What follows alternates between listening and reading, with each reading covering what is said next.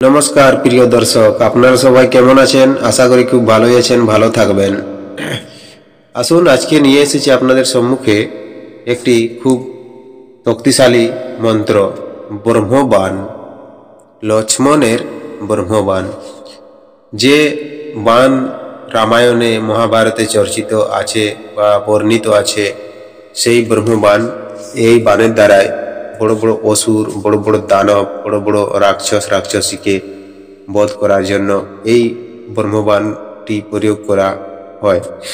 তো সেরকমই এই যে মন্ত্রটির প্রভাব, এই মন্ত্রের দ্বারাই আপনি ব্রহ্মবাণ চালিয়ে অনেক কিছু কাজ করতে পারবেন। তো সেই মন্ত্রটি জানার জন্য আপনি ভিডিওটি শেষ পর্যন্ত দেখুন। আর ভিডিওটি যদি ভালো লাগে তাহলে ভিডিও শেষে একটি লাইক অবশ্যই করে দেবেন। আর চ্যানেলে প্রথমবার এসে থাকলে চ্যানেলটিকে সাবস্ক্রাইব করে আমার পাশে থাকার চেষ্টা করবেন।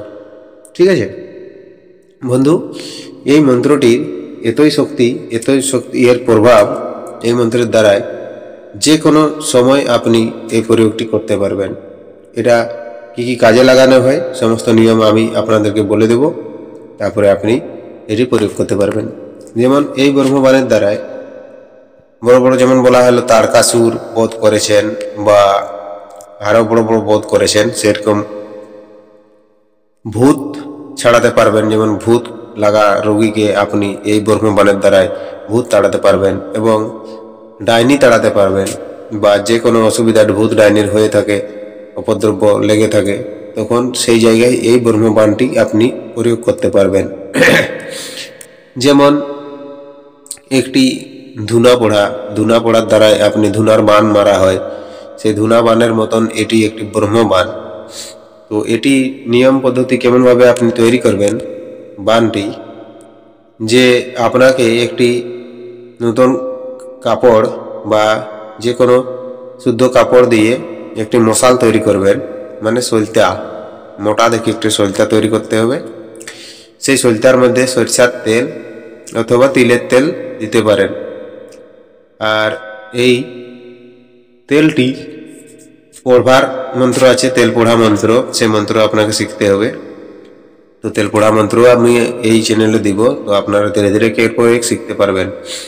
ঠিক আছে, তাহলে সেই তেল পড়া মন্ত্র দিয়ে সেই তেলটাকে পড়তে হবে এবং এই যে ব্রহ্মবাণ তৈরি করবেন, এই ব্রহ্মবাণটা এই মন্ত্রটা বলে আর সেই ব্রহ্মবাণে ধুনা দিবেন বা ফুঁ দিবেন। ফুঁ দিলেও কাজ হয়।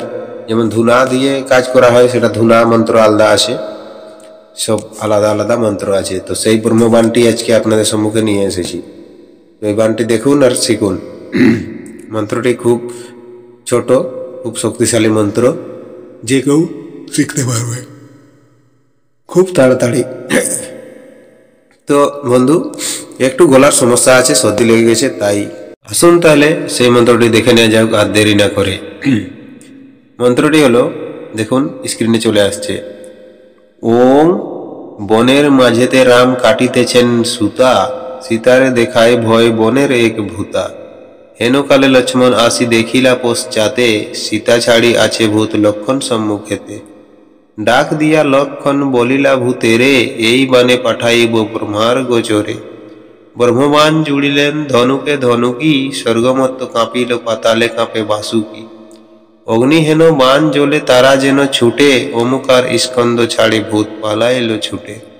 নাই ভূত ওমকার অঙ্গে নাই আর, লক্ষণের বাণে হয় 7 সমুদ্র পার।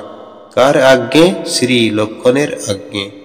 বন্ধু, এই যে মন্ত্রটি আপনি দেখলেন, এই মন্ত্রটি ব্রহ্মবাণের জন্য খুব শক্তিশালী ব্রহ্মবাণ।